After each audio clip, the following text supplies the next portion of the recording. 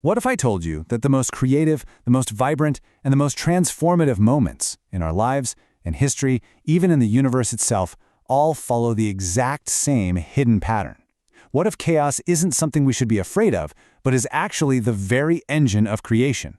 Let's take a look at the hidden order that connects everything. Think about it for a second. Where do you find the most life, the most energy, the most action? It's almost always at the boundaries, right? In those transition zones.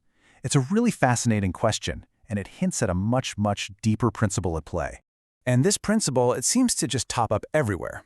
I mean, look at this. In biology, you've got coastlines and forest clearings just teeming with biodiversity. In history, revolutions don't ignite when things are at their absolute worst, but in moments of flux and instability. Even in our own minds, we remember the beginning and the end of a story the best. And in psychology, creative geniuses are just walking paradoxes. So what on earth connects all of these things? Well, that is the central mystery we're going to try and unpack today.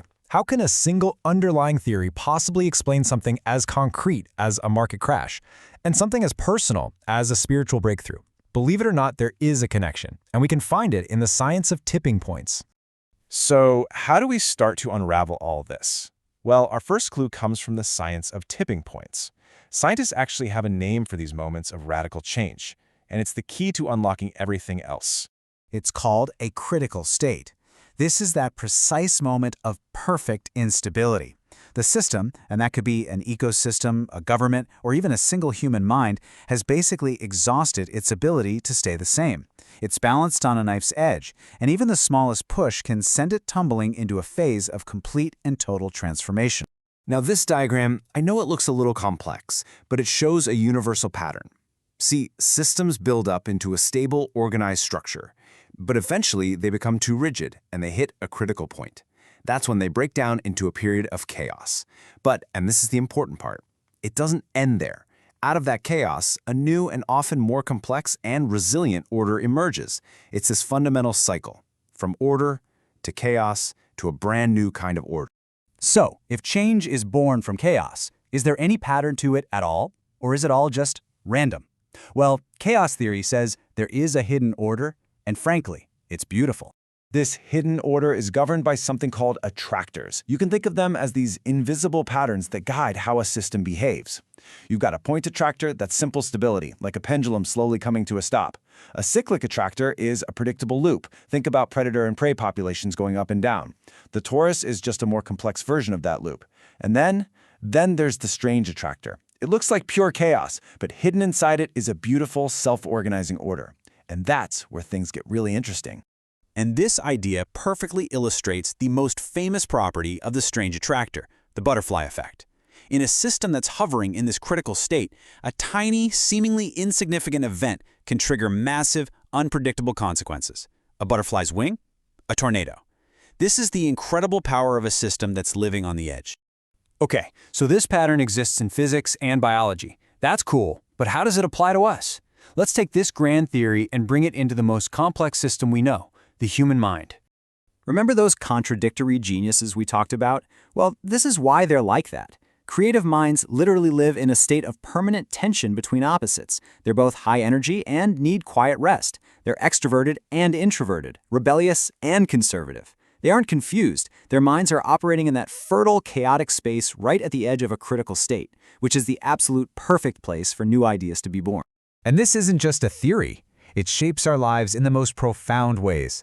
Just take the story of the great pianist Arthur Rubinstein. As a young man in Berlin, he was completely lost. No money, no future, and he was sinking into this really deep depression.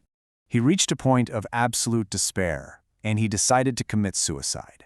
He tried to hang himself with an old belt, and in that ultimate moment of crisis, the belt snapped. He just fell to the floor alive. And in that single moment, everything changed.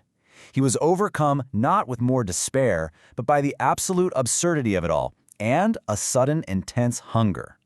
That critical state, that literal brush with death, became his rebirth. He found this profound love for life and a whole new philosophy. The crisis became the catalyst for his entire creative future. So, you see, the breakdown led to the breakthrough. So now we can bring it all together. Let's see how this one theory, the theory of critical states, actually solves all of those puzzles we started with. All right, let's solve our puzzles. Why are boundaries so full of life? Because they're critical states. They're neutral zones in constant flux, where new combinations can emerge. Why did Lenin's revolution succeed? Because Russia in 1917 was in political chaos, a system on the absolute brink. His simple, powerful slogan acted as a new attractor, giving all that chaos a new direction to organize around. And why do new ideas spread best through middle managers? Because they occupy that in-between space, able to bridge the stable order from the top with the dynamic energy from the bottom. You see, this isn't just science, it's a deep truth about existence itself. It tells us that the most potent, most powerful place to be is not in a state of perfect stability, but right there in the middle of the transition. Now, I know this diagram looks pretty intense, but it illustrates a truly profound idea from modern physics.